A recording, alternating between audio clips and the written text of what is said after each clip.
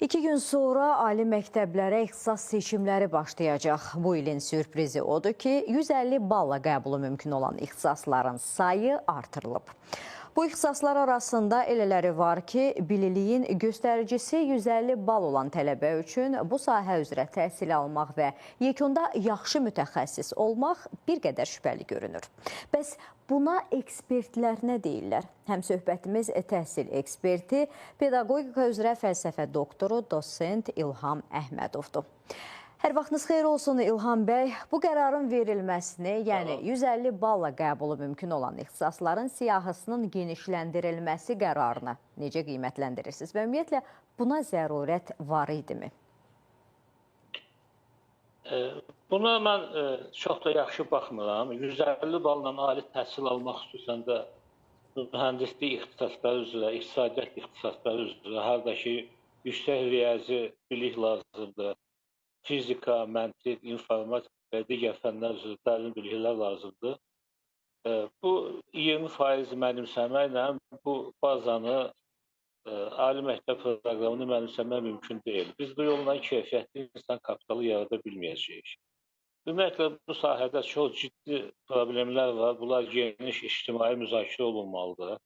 Təəssüf ki, nə Təhsil Nazirliyi, nə universitetlər, nə digər qurumlar, hətta İqtisadiyyat Nazirliyi bu məsələləri yığışıb, birləşib ümumi müzakirə aparmalıdır. Amma hələ belə bir təşəbbüs görmürük. Çünki universitetlərə qəbul planı əmək bazarı ilə bağlıdır. Əmək bazarı ölkənin iqtisadi perspektivi ilə bağlıdır, ölkənin texnoloji inkişafı ilə bağlıdır.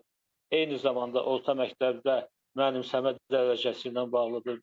Məlum olduğu kimi, demin bu ilki hesabatında qeyd olunub ki, məktəb şagirdlərinin mənimsəmə faizi 40%-dir, proqramı mənimsəmə. Bu 5 ballı sistemlə 2 bal demək. Biz 5 ballı sistemlə 2 bal qazanan gənclərimizə attestat veririk, onlara universitet imtahan verməyə şans yaradırıq.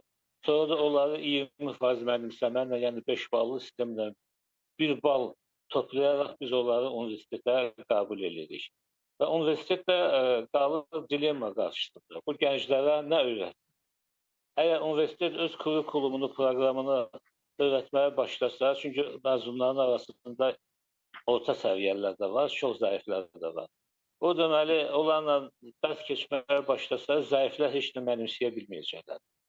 Onları orta məktəb proqramını yenidən öyrətməyə başlasa, deməli, ümumi mənimsəmə vaxtı kiçikdə olur, mənimsəmənin keyfiyyəti aşağı düşür və beləliklə ali təhsilin proqramını mənimsəyə bilməyəcəklər. Ona görə ki, 4 aydan sonra bunlar 5-6 fəndən sessiya imtahanı verməli, 51% bal toplanır. Yəni, belə çox ciddiyyətli bir məsələlər var və bu da məktəb təhsilinin zəif olmasından irəli gəlir. Məktəb təhsilinin də zəif olması ilə bağlı ictimaiyyətdə çox geniş müzakirələr gedir. Yəni, ümumən bu problemlər 1 ilin, 2 ilin, 5 ilin problemi deyil. Bunlar 30 ilin problemi. 30 ilin ərzində bizim təhsil istiqamətlərimiz arzu olunan səviyyədə elmi təminatla, yüksək səriştə ilə həyata keçirilmədi. Həm səriştəsiz insanlar daha çox bu işlə məşğul oldu, həm maliyyələşmə sistemi çox zəif oldu, ehtiyacdan xeyli az maliyyə ayrıldı. Həm bu elmi bazaya əsaslanmadı, tədqiqatlara əsaslanmadı, beynəlxalq təcrübə təbii şəkildə tətbiq olundu, reallığa uyğunlaşdırılmadı və s. Məktəb bu vəziyyətdə gəldi, axır duruma düşdü. Bundan da deməli, ali məktəbin də deməli keyfiyyəti düşdü. Çünki zəif məktəbi olan ölkənin güclü universiteti ola bilməz. Universitet nədir? Universitet tələbələrin və müəllimlərin sinergetikasıdır. Bu sinerji tələb edir ki, onların hamısı standarta uyğun olmalı. Bizim tələbələrimizin böyük hissəsi standarta uyğundur, müəllimlərin arasında müəyyən problemlər var və s. Digər tərəfdən belə durumun yaranmasının bir səbəbi də universitetlərin heç bir əsas olmadan publik hüquqi şəxs statusuna keçirilməsidir. Yəni, universitet özünü saxlamalıdır. Buna görə də qəbul planları artırılır, təhsil haqqı tədricən artırılır və ən aşağı balla gələn tələbəni də qəbul edirlər. Çox zəif tələbəni də bir təhər 4-cü kursa da gətirib çatdırırlar və beləliklə də deməli, iqtisadi asıllığı universitetin tələbənin təhsil haqqında möhtac qalması onu elə hala gətirir ki, gözünü yumur keyfiyyətə. Bununla da əmək bazarı keyfiyyətsiz kadrlarla doludur.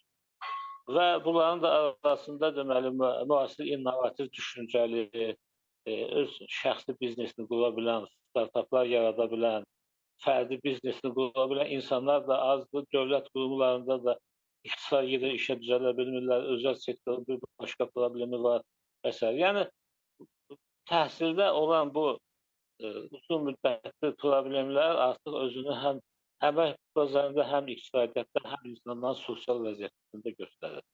Və bu vəziyyətdən çıxış yollarını tapmaq lazımdır. Mən şəxsən bu sahənin bir mütəxəssis kimi 20 ildən artıq bu sahədə tədqiqatlar aparıram, məqalələr yazıram, təkliflər verirəm. Sizin kanalda da bir neçə dəfə müzakirələrimiz olub bu mövzuyla bağlı. Yəni bu məsələlərə çox ciddi şəkildə baxmaq lazımdır. İndi süni intellekt sürətli inkişaf edir, bizim ölkəmizin də hədəflərindən biri budur.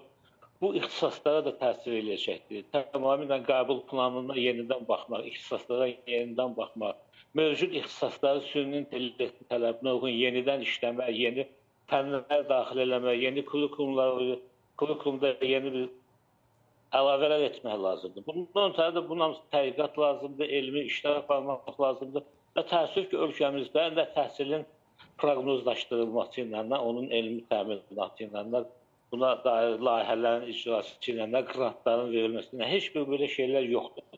Təşəkkür edirik İlham bəy sizə məlumatınıza görə və fikirlərinizə görə. Dəyərli izləyicilərimizə bir daha xatırladım ki, hazırda bizimlə canlı bağlantıda həm söhbətimiz təhsil eksperti, pedaqogika üzrə fəlsəfə doktoru, dosent İlham Əhmədov idi və